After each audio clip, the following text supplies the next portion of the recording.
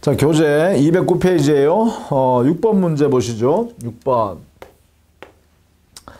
갑의 X 건물을 임차한 을은 X 건물을 보존 개량하기 위해 병으로부터 건축 자재를 외상으로 공급받아 수리를 완료하였다. 그 후에 임대차가 종료하였지만 수리비를 상환받지 못한 을은 X 건물을 점유하고 있다. 다음 설명 중 틀린 것은 했죠. 자, 그러면 갑은 임대인이고 을은 지금 임차인으로서 당연히 목적물인 임차물을 점유하고 있으면서 여기에 건축 자재를 외상으로 사가지고 병한테, 그죠? 병에게 외상으로 샀다. 그럼 이 사람이 채권자죠. 여기가 채무자예요. 그런 상태에서 여기에 을이 비용을 투입했다. 그죠? 비용. 개량하기 위해서가 아니라 여기는 보존 개량하기 위해서네요. 다 합쳤네요. 그러면 필요비하고 유익비가 다 포함되어 있는 거죠. 이렇게. 자, 이런 경우입니다. 자, 1번. 을이 병에게 외상 대금을 지급하지 않으면 병은 X 건물에 대해 유치권 행사할 수 있다. 요게 이제 틀린 질문이에요. 자, 요 채권, 병의 채권은요, 이 건축물, 을이 임차한 임차물에 대한 채권이 아니고요. 자기가 건축 자재를 팔고 사고 한 매매 계약상의 대금 채권이에요. 그죠? 대금 채권. 이러면 대금 채권과 이 목적물과는 결연 관계가 없어서 이 사람은 유치권 행사를 주장할 수 없습니다. 이렇게. 그렇죠? 유치권이 인정되지 않는다. 이런 이야기예요. 않는다. 이게 이제 핵심입니다. 그래서 1번이 틀린 문제죠. 1번 틀린 질문이다. 자, 2번. 을은 갑이 수리비를 상환할 때까지 X 건물에 대한 유치권을 행사할 수 있다. 여기는 이 사람이죠. 을이 자기가 점유하고 있는 그 임차물에 대해서 비용을 투입해서 비용을 갑한테 받을 수 있다. 이 말이에요. 그죠? 이렇게. 갑에게 비용 상환을 청구할 수 있다. 이렇게 되겠죠? 이렇게. 따라서 이 비용 상환 청구권은 목적물에 관하여 발생한 채권이고, 따라서 유치권이 성립한다. 이렇게 해야겠죠. 3번. 을은 갑의 선락 없이 S 건물을 제3자에게 담보 제공할 수 없다. 이것은 유치권자의 의무죠. 유치권자의 의무. 여기는 첫 번째 성관주의 의무, 두 번째는 자, 채무자의 선락 없이는 이게 없는 상태라면 사용할 수 없고 대여할 수 없고 담보 제공을 할 수가 없다. 이렇게 돼 있죠. 이러한 금지 의무죠. 금지 의무. 제공 금지 의무를 지고 있어요. 이렇게. 이런 행위 하면 안 되죠. 자, 그 다음에 4번. 을은 수리비를 상환받기 위하여 X 건물을 경매할 수 있다. 이것은 유치권자의 권리죠.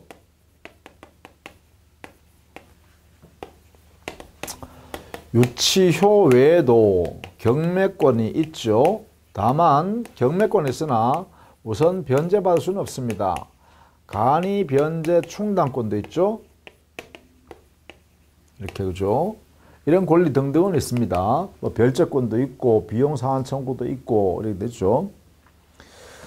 자, 그 다음에 5번. 만약 X 건물을 갑으로부터 양수한 정이 을에게 X 건물의 반을 청구한 경우 을은 자, 유치권이란 것은 뭐예요? 유치효가 있다 했죠. 유치효란 것은 유치권이 성립한 이후에 소유자가 그 유치물에 대한 소유자가 병인을 냈다 하더라도 바로 점유를 계속할 수 있기 때문에 이게 점유 계속할 수 있는 효력이고, 따라서 거절이 가능하죠. 거절 가능한 그러한 내용이다. 그죠? 이게 유치권입니다. 따라서 5번도 옳다. 따라서 6번 문제는 사례 문제로 통해 가지고 유치권 선임 요건과 그 효과에 대해서 다 정리해 놨으니까 이것을 잘 살펴보시면 되겠습니다. 자, 8번 문제는요. 유치권 선임 요건에 관한 이야기예요. 거기 보면 8번 다음 중 유치권이 인정되는 것으로 볼 수 있는 것은 그랬죠. 유치권의 성립하기 위한 요건. 그 중에서도요. 물건과 자기가 점유하는 이 유치권을 행사하려는 그 물건과 채권 사이에 채권 발생한 채권 사이에 여기에 결연관계가 인정되어야 합니다. 결연관계. 자, 이것이 주로 문제되는 것인데, 자, 1번 보증금 반환 청구권이란 것은 임차물과 결연관계가 없기 때문에 유치권이 성립하지 않는다 이래 돼요. 2번 수의사가 치료비는 후일 지급받기로 하고 저수를 치료한 경우, 자, 후일 나중에 받겠다라고 하는 것은 뭐예요? 유치권 내가 취득하지 않겠다라는 것을 이야기하는 거예요. 그래서 여기에 2번은요 유치권 배제 특약이라고 합니다. 유치권 배제 특약을 해버리면 유치권은 성립하지 않는다 이 말이죠. 그다음 3번 컴퓨터를 업그레이드 시킨 업자가 대가를 받기 전에 그 컴퓨터를 주인에게 돌려준 경우, 이것을 3번은 유치권이 성립하기 위해서는 유치권자가 점유를 해야 됩니다. 점유. 이 점유에서요 채무자가 직접 점유하고 유치권을 행사하려는 채권자가 간접 점유하겠다 이런 모습은 안 돼요. 그 외에 직접 점유, 간접 점유는 다 포함돼요. 이 점유죠. 점유를 계속해야 되기 때문에 안 된다. 4번 위 3의 업자가 후일 그 컴퓨터를 우연히 점유하게 된 경우, 자, 이 점유를 하게 되면 돼요. 그렇죠. 아직 돈을 못 받았다. 수리비를 못 받았는데 그 컴퓨터를 어떤 사유로 인하여 나중에 적법하게 점유를 개시했다라고 하면 유치권 성립해요.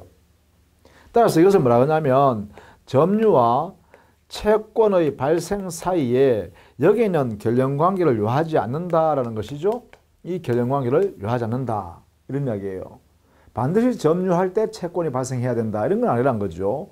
채권은 옛날에 발생했는데 물건에 관하여, 근데 또 우연한 사유로 나중에 적법하게 그 물건을 채권자가 점유하면 그때도 유치권 성립할 수 있다 이런 이야기죠.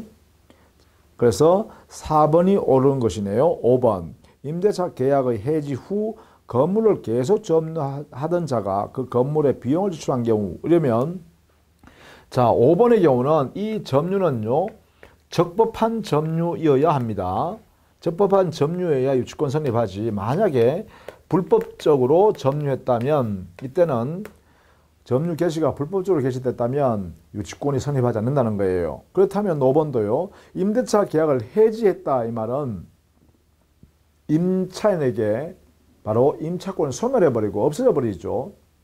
그럼에도 불구하고 임차인이 종전의 임차인이 말입니다. 당해 임차물을 반환해 줘야 함에도 불구하고 점유한다는 것은 바로 불법 점유가 되는 거죠. 따라서 이 불법 점유를 개시한 이후부터는 뭐가 안 된다? 유치권이 성립하지 않는다라는 거예요. 그래서 5번도 유치권 성립할 수 없다 이렇게 되겠죠. 자, 이렇게 9번, 10번 이런 것들 여러분 한번 봐두시기 바랍니다. 이렇게 전부 다 성립 요건에 관한 내용들 꼭 알아두셔야 돼요. 그 중에 이게 가장 중요하다고 했습니다. 물건과 채권 발생 사이에 결연관계가 있어야 한다. 물건에 관하여 발생한 채권이 한다. 이런 이야기예요. 그것이 뭐 9번, 10번 다 여기에 해당되는 것들이네요. 뭐 11번. 뭐 11번 하나 볼까요? 11번. 유치권에 관한 다음 설명 중 옳지 않은 것은, 자, 1번. 유치권이 성립하기 위해서는 타인의 물건을 점유하여야 하는데, 여기서 타인은 채무자에 한하지 않고 제3자에게 무방하다 했는데, 이것도 역시 유치권의 성립 요건이에요. 유치권의 대상인 유치권의 대상 물건은 타인의 소유 물건이면 됩니다. 소유물이면 돼요. 이때 이 타인이라는 것은 반드시 채무자일 필요 없다 이런 이야기죠. 자, 그 다음에 2번. 유치권의 성립 요건인 유치권자의 점유는 직접 점유든 간접 점유든 관계없다. 자, 이때요 유치권 성립하려면 이 물건을 점유를 해야 된단 말이죠. 이 점유가 직접적으로 점유하고 있던 간접적으로 점유했던 무방하다라는 것이에요. 그리고 적법한 점유여야 된다 이렇게 했죠. 자, 여기서 간접 점유는 조심을 좀 하자 이랬습니다. 이 간접 점유는 제외되는 경우가 있다. 어떤 경우냐 하면 채무자가 직접 점유를 하고 채권자가 간접 점유하겠다. 이런 형태의 간접 점유는 안 된다라는 것이에요. 이렇게는. 이것은 사실상 채무자에게 그 물건을 반환해 줬기 때문에 유치권 성립을 배제하겠다는 의미가 여기 포함되어 있는 것이죠. 이렇게 보시면 되겠다. 자, 그 다음 3번에요. 유치물에 대한 점유를 승계한 자는 전 점유자를 대위하여 유치권을 주장할 수 있다 했는데 이것은 안 되죠. 유치권이란 것은 뭐예요? 자기의 채권 발생한 채권하고 채권요. 이게 피담보 채권이에요. 반드시 피담보 채권이 있어야 된단 말이죠. 이렇게 채무자한테 그죠? 이게 있을 때 그 물건 사이에 결연관계를 요하는 거잖아요. 따라서 이 유치물을 누군가가 승계받아갔다 해서 하더라도 그 승계인 유치물을 점유하고 있는 사람이 채무관계가 그 물건에 관하여 발생한 게 없잖아요. 그러니까 이 유치권을 대위해서 행사할 수는 없다는 것이죠. 이게요. 자, 그래서 3번은 틀렸다. 4번 임대차 계약을 체결하지 않고 권한 없이 타인의 물건을 점유한 자는 그 물건에 관하여 필요비 유익비를 지출하였다 하더라도 유치권 행사할 수 없다. 이 4번은 바로 불법 점유에 해당되기 때문에 그렇죠. 임차인도 아닌 사람이 아무 권한 없이 점유를 했다라는 것이죠. 따라서 불법 점유하고 있는 점유자는 이거는 유치권을 취득할 수가 없습니다. 그러나 이 점유자가 비용을 지출했다면 비용 상환 청구권은 인정되죠. 이것은 있는지 알 수 있어요. 불법 점유자라 하더라도 그 점유한 물건에 비용을 투입했다라고 하면 비용 상환 청구권 자체는 인정합니다. 왜냐하면 이 점유자는 선의의 점유자냐 악의의 점유자를 불문하고 이렇게요. 비용 상환 청구권은 허용되기 때문에 그렇습니다. 자, 그렇게 정리를 좀 잘 해 두셔야겠습니다. 그 다음에 5번에 건물의 임차인이 임대차 관계 종료 시에는 건물을 원상으로 복구하여 임대인에 명도하기라는 약정을 한 경우 했죠? 이것은 바로 이 약정 자체가 어떤 의미냐 하면 유입비 비용 상환을 비용 상환을 청구할 권리를 이것을 포기한다는 약정의 의미라는 거예요. 이렇게. 그렇다면 임차인에게는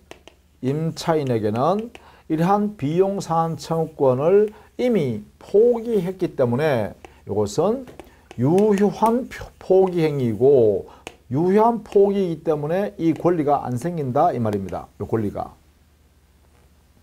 그렇다면 임차인은 이 권리를 근거로 해서 유치권 행사하는 것은 인정될 수가 없다. 이래 되겠죠. 왜냐하면 피담보 채권을 쓸 비용 상환 청구권 자체가 없기 때문에 그 물건에 관한 이게 뭐예요? 이게 이런 내용이 바로 뭐예요? 유치권 배제 특약이 되겠죠. 배제 약정이 되어서 결국은 유치권 성립을 배제한다. 이런 얘기입니다. 5번. 자, 5번. 그래서 5번은 유치권을 주장할 수 없다. 이렇게 되는 것이죠. 자, 그 다음에 사례 문제 13번 문제를 한번 풀어볼까요? 13번 문제. 사례 문제로 유치권을 이렇게 또 한번 다뤄보도록 해요. 기본적인 내용들 이렇게 교과서에 있는 내용을 자꾸 반복해서 읽어주시면 되겠죠. 자, 13번. 갑은 컴퓨터 수리인 을에게 자기가 소유하고 있는 컴퓨터 수리를 의뢰하고 수리가 끝나는 대로 수리 대금 5만 원을 지급하기로 약속하였으나 갑이 지급하지 않았으므로 을은 유치권 행사하여 컴퓨터를 반환하지 않고 있다. 갑은 컴퓨터를 자기 소유 컴퓨터를 을한테 수리를 의뢰했죠. 수리 계약을 한 거예요. 수리 약정.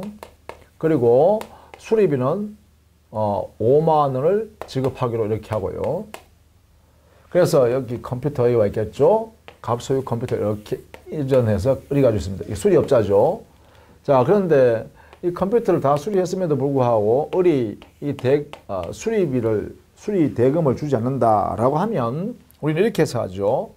바로 컴퓨터, 즉 갑의 소유 컴퓨터와 관련한 채권이 이렇게 발생하죠. 이게 결연관계죠.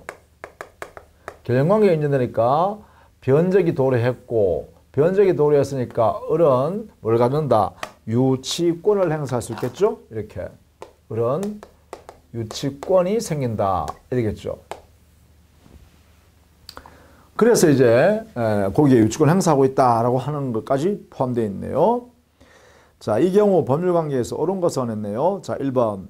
을은 갑의 동의를 얻어 컴퓨터를 타인에게 임대하고 그로 인하여 얻은 임대료로부터 우선 면제받을 수 있다. 자, 이때요. 을 유치권자의 권리 중에요. 바로 채무자의 승낙이 있으면 승낙하에 뭘 할 수 있냐? 뭐 당해 목적물을 사용할 수도 있고 임대할 수도 있고 담보 제공도 할 수 있죠. 이렇게 가능해요. 승낙을 받으면 가능해요. 그러면 이 임대하면 여기에 있는 을이 임대인이 되고 제3자 임차인에게 그러면 뭘 받겠대요? 여기에 차임을 받게 되겠죠. 차임, 대여료요. 대여료를 받을 거예요. 이것을. 그럼 이 차임이 어떤 것이냐? 여기 성격이 바로 차임이 바로 법정 과실에 해당됩니다. 법정 과실. 자, 이때요. 이 유치권에서는 효과로서요. 이거 외에도 과실수취권이 있죠. 이 과실수취권을 통해서 뭘 하냐? 바로 변제 충당을 할 수 있어요. 그렇죠? 과실을 취득해서 변제 충당, 자기 채권에, 그죠? 즉, 을의 채권에 충당할 수 있다는 거예요. 이게요. 그래서 이 차임은 변제 충당을 목적으로 사용할 수 있다. 이렇게 되겠죠. 그죠?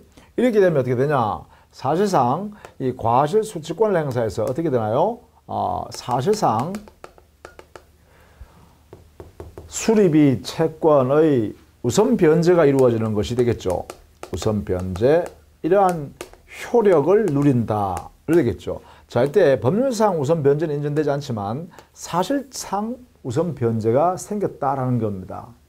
이런 결과를 이용해서, 그죠? 자, 요 의미를 같이 알아두시라는 거죠. 따라서 1번이 옳은 질문이죠. 그 다음에 2번. 을은 자기의 물건에 있어서와 같은 주의를 가지고 주의 의무 있다 했는데, 이 유치권자의 의무는 선관주의 의무라고 했어요. 선량한 관리자의 주의 의무가 있다 이랬죠. 따라서 자기 물건처럼 주의 의무 있다 이러면 틀리죠. 선량한 관리자의 주의 의무입니다. 3번. 제3자 병이 갑으로부터 컴퓨터를 양수하고 을에 대하여 컴퓨터를 인도할 것을 청구한 경우에 을은 병에 대하여 인도하지 않으면 안 된다 했는데, 이 유치권의 효과가 뭐예요? 유치권의 효과는 이거 외에도 기본적으로 유치효가 있죠. 즉 을은요 자기의 수리 대금을 변제 완제를 받기 전까지는 계속 점유를 할 수 있죠. 이게 유치효라고 했습니다. 누가 소유자가 바뀌었다 하더라도, 누가 와서 내놔라 하더라도 거절할 수 있다 이 말이죠. 반환을 거절할 수 있다 이런 이야기예요. 이게 이제 바로 유치효가 있다 이런 이야기죠. 따라서 틀렸죠. 4번. 을이 컴퓨터를 유치하고 있는 동안은 수리대금 채권의 소멸시효는 진행되지 않는다. 자, 요 4번 내용은 좀 알아두실 필요가 있어요. 유치권 자체는 소멸시효 걸리지도 않습니다. 유치권은 소멸시효 대상이 아니죠. 담보물권은 소멸시효 안 걸린다. 우리 물권 중에 소멸시효 걸리는 물권은 지상권, 지역권, 전세권인 용의물권만 소멸시효 걸려요. 20년간 행사하지는 소멸하죠. 자, 그런데 유치권을 행사하는 것은 바로 당의 목적물을 점유를 계속하고 있으면 됩니다. 그러면 점유를 계속하고 있는 유치권 행사하고 이 유치권의 피담보 채권, 이 피담보 채권도 소멸시효에 걸리지 않으려면, 자, 이때 이 채권은 소멸시효에 걸리죠. 이 채권은 행사하지 않으면 10년 내에 행사하지 않으면 소멸시효라는 걸 소멸합니다. 소멸시효가 적용돼요. 자, 그럼 이런 문제가 생기잖아요. 여기에 있는 채권자가 유치권 행사하고 있다. 이렇게 하고 있으면 혹 이것이 채권의 행사에 해당되는가? 이렇게 물으겠죠. 여기에 대해서 채권 행사는 아니다 이거죠. 채권을 행사한다는 것은 뭐예요? 채무자한테 채무 내용대로 이행하라 라고 요구하고 재판을 건다든가 이렇게 해야 되잖아요. 그러면 이 유치권 행사를 하고 있다는 것은 채권의 행사, 권리 행사가 아니다 이거죠. 그러면 뭐예요? 권리 불행사에 이게 계속되고 있는 것이죠. 그렇다면 이 말은 뭐예요? 점유의 계속에 의한 유치권 행사는 당의 채권의 소멸시효를 중단할 수 없죠. 따라서 진행되는 것을 진행에 영향을 미치지 않는다.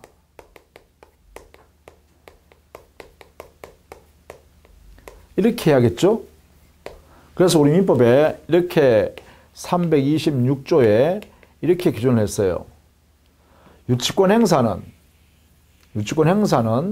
채권의 소멸시효 진행을 막지 못합니다. 그래서 그 소멸시효 진행에 영향을 미치지 아니한다. 이렇게 하는 거죠. 그래서 이것도 알아두셔야겠죠. 5번. 을이 갑의 선락 없이 컴퓨터를 제3자에게 빌려준 경우는 즉시 유치권 소멸한다 했는데 여기에는 의미를 좀 이해해 두실 필요가 있어요. 여기에 타인에게 빌려준다라는 것은 뭐 해야 된다? 채무자의 선락이 있어야 돼요. 그래야 적법한 임대예요. 그러면 만약에 이 의무 제공하면 안 되는데 이것을 위반하면 되겠냐? 여기에 반한 경우에는 이때는요 즉시 유치권이 소멸하는 것이 아니라 채무자는 유치권의 소멸을 청구할 수 있다라는 청구권이 발생합니다. 이렇게 유치권자한테 채권자한테 이때 이 소멸 청구권은 유치권 소멸 청구권은 뭐냐? 형성권이다라는 것이에요.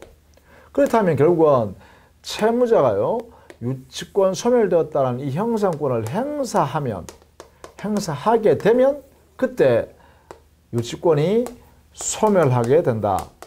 이렇게 돼야 되겠죠. 그래서 반드시요 채무자의 유치권 소멸 청구권을 행사해야 그래야 소멸한다 이렇게 하죠. 따라서 곧바로 소멸한다 하면 틀린다는 거예요. 반드시 뭘 거쳐야 된다.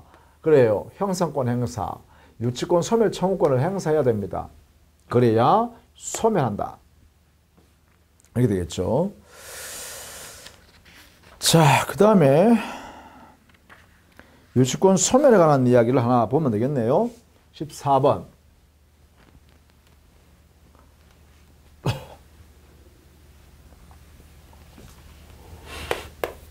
유치권, 다음 중 유치권 소멸에 관한 설명이다. 옳은 것은 했죠. 1번 유치권은 담보물권이기 때문에 소멸시효에 걸리지 않으므로 유치권의 행사는 채권의 소멸시효 진행을 중단한다가 아니라 그렇죠? 이거죠? 유치권 행사는 채권의 소멸시효 진행을 막지 못한다. 그래서 영향을 미치지 아니한다. 이렇게 하죠. 2번 채무자는 상당한 담보를 제공하고 유치권 소멸을 청구하면 유치권이 즉시 소멸한다. 자, 이것도 좀 알아두셔야겠는데 이것을 우리는 채무자의 대담보 청구 이렇게 표현해요. 학문적으로는 유치권 대신에 다른 담보를 제공할 테니까 대신 담보를 제공하니까 유치권 소멸시켜 줄래? 라고 청구하는 거예요. 이 소멸 청구죠. 즉 유치권의 요 청구는요. 유치권의 소멸을 청구하는 건데 이 유치권 소멸 청구는요. 청구권은 순수한 청구권입니다. 순수한 청구권이에요. 그러다 보니까 이것은요, 이 대담보 청구인 채무자 유치권 소멸 청구를 받은 채권자가, 유치권자죠. 유치권자가 여기에 승낙이 있어야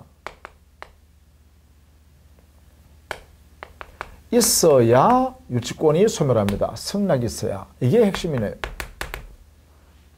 좀 소멸시켜 주시겠어요? 라고 부탁하는 거란 거죠.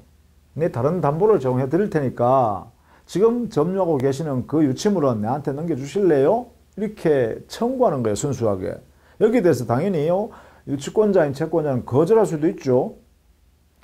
근데 이제 승낙할 수도 있다는 거예요. 그러면 승낙하면 그때 소멸하게 된다라는 것이죠. 있어야 소멸한다. 유치권이 그때 소멸하는 거다. 이렇게 되겠죠. 있어야 소멸한다. 이렇게. 요걸로는 대담보 청구라고 합니다. 3번, 유치권자가 소유자의 승낙 없이 목적물을 임대하면 그것만으로 곧 유치권을 소멸한다. 이것도 뭐였어요? 이거였죠.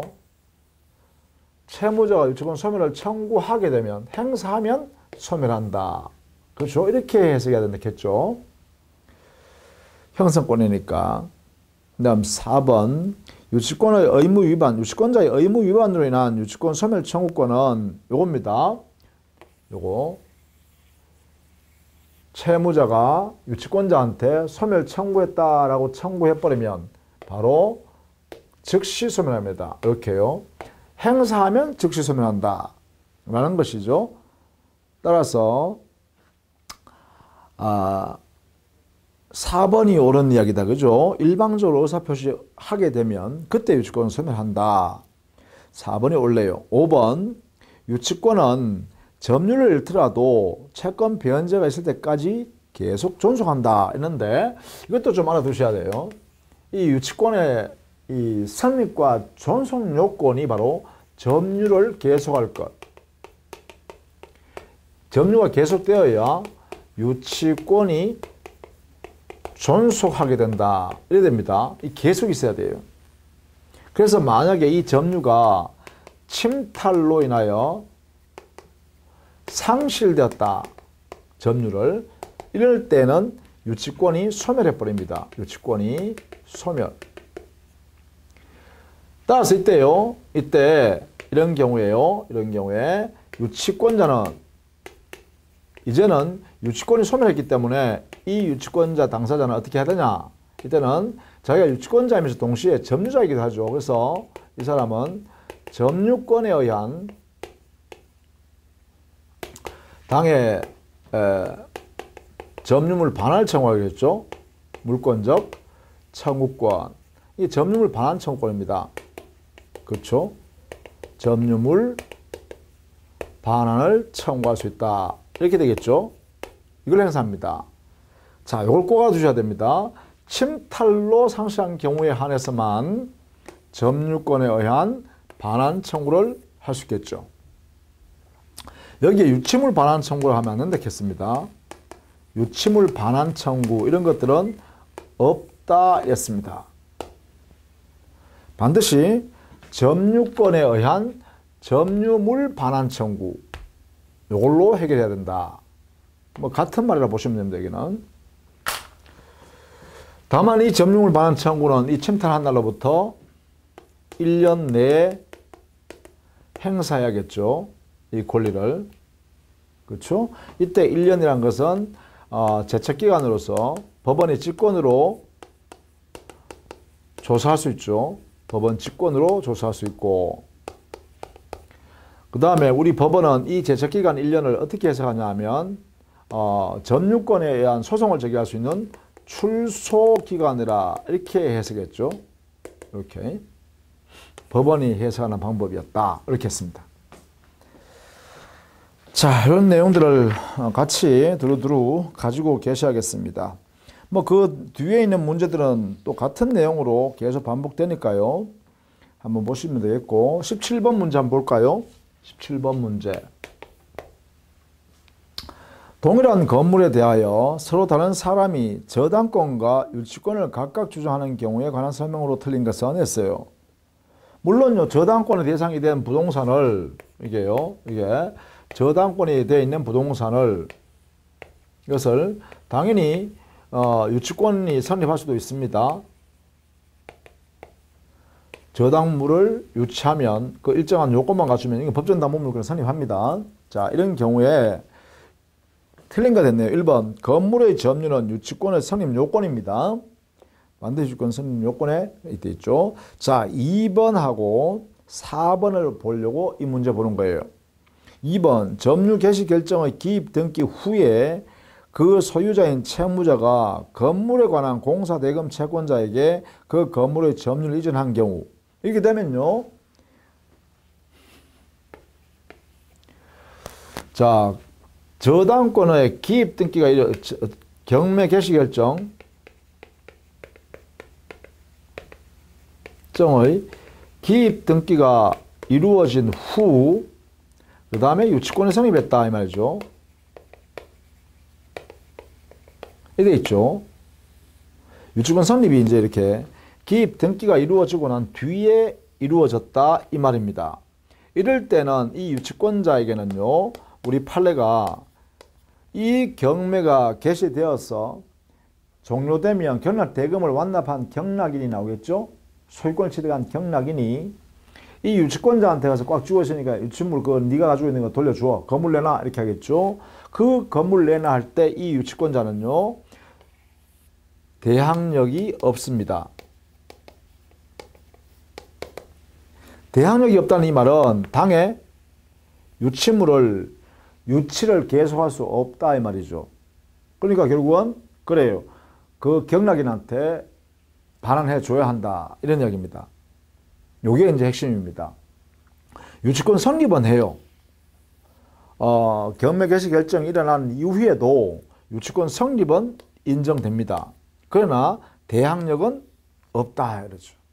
이걸 알아두셔야겠죠. 자, 2번이 그래서 핵심입니다. 그래서 2번 틀린 거죠. 공사대금 채권자의 유치권은 성립할 수 없다가 아니라 유치권은 성립한다. 유치권은 성립하는데 다만 그 경매 개시되는 절차가 완료되어서 어떤 사람이 경락받겠죠. 그 물건을 경락받아서 대금을 완납하게 되면 경락인이 소유권 취득할 것이고, 그 경락인이 소유권 취득한 다음에 유치권자한테 와가지고 야 가지고 있는 물건 내놔, 건물 내놔라 이렇게 하겠죠. 건물 인도하라 하면 그때는 대항력이 없다 이 말입니다. 유치권자가. 이렇게 해석할 수 있어야 돼요. 자, 3번에 건물에 대한 임차보증금 자체는 뭐예요? 당해 건물과 임차보증금 사이에는 결연관계가 없기 때문에 유치권 성립하지 않는다 이랬습니다. 4번 경매 개시 결정의 기입 등기 전에 유치권을 취득한 자죠. 여기에요. 저당권은 존재했으나 아직 저당권자가 경매 개시를 하지 않았을 때예요. 그러니까 경매 개시 결정을 법원이 아직 하지 않았다는 거예요. 그러면 기입 등기가 하기 전이죠. 이렇게요. 전에 성립한 유치권자예요. 이럴 때는 어떻게 되냐? 이거는요, 대항력이 있다예요. 있다. 그러니까 경매 개시 결정 기입 등기가 이루어지기 전에 이미 유치권이 성립되어 있는 상태였다라고 하면 그 경매 개시 결정이 그 다음에 이루어져서 그 다음에 진행되어서 경매가 완료되어서 경락 대금을 완납한 경락인이 나타났다. 그러면 이 경락인에 대해서는 대항력이 있다는 거예요. 왜? 그 전에 이미 발생되어 있으니까, 성립되어 있으니까. 그래서 이 두 가지를 잘 구별해서 봐두시기 바랍니다. 5번 유치권자는 우선 변제권이 없죠. 자, 여기에 우선 변제권 이렇게 하면 앞에는 사실상 법률상 우선 변제를 말해요. 만약에 사실상 우선 변제는 유치권자한테 인정될 수도 있다 했습니다. 그죠? 사실상 우선 변제. 그 말을 썼죠. 그죠? 그 내용을 좀 잘 이해해 두셔야 됩니다. 여기 보면 제가 사실상 우선 변제라는 말을 이렇게 썼어요. 뭐냐면 임대에 관하여 유치권자가 유치물을 가지고 있는 그 유치물에 임대하는 데 대해서 채무자, 즉 소유자한테 동의를 받아서, 승낙을 받아서 임대했다. 유치권자가. 그럼 유치권자가 임대했으니까 차임을 받을 거 아닙니까? 그 차임, 법정 과실이기 때문에 과실수취권을 통해서 먼저 다른 사람들보다가도 유치권자가 과실받은 그 법정 과실인 지료 또는 차임 이런 것들을 뭐 해요? 그래요. 변제 충당으로 해서 자기 채권에 충당해 버리는 거예요. 그러면 결국은 다른 사람보다 우선 변제받는 거잖아요. 다른 일반 채권자 보다는 우선 변제받는다는 거죠. 이걸 우리는 이렇게 이름을 붙인다는 거죠. 사실상 우선 변제란 말을 쓴다 이거예요. 이렇게 하면 틀린 말이 아니다는 거죠. 이렇게 쓰면. 그런데 이게 없이 그냥 우선 변제다 이렇게 하면 안 된다는 거예요. 이게 없이. 그래서 뭐냐, 우선 변제는 우리 유치권자한테는 인정하지 않기 때문에 그렇죠. 자, 그렇게 정리를 좀 해 두시자. 자, 그 다음에 뭐 18번 문제 하나 볼까요? 다음 중 유치권자에게 인정되지 않는 권리는 이런 것도 나오네요. 그죠? 거기에 보시면 4번에 유치권에 의한 반환 청구는 없다 했죠. 유치권에 의한 반환 청구 이런 말은 없다 그랬습니다. 이게 유치물 반환 청구 이런 용어 자체를 아예 없다고 우리는 공부합니다. 유치물 반환 청구라는 것은 이런 아예 없다. 존재할 수 있다면 점유물 반환 청구는 있을 수 있다. 이렇게 공부해둬야 된다는 거죠. 다만 점유물 반환 청구를 하면 반드시 침탈로 점유를 상실해야 되죠. 자, 그렇게 정리를 해 두시면 되겠어요. 이렇게 해서 유치권까지 모두 마무리 짓고요. 다음 시간부터는 저당권에 관한 내용을 정리하도록 하겠습니다. 자, 수고 많으셨습니다.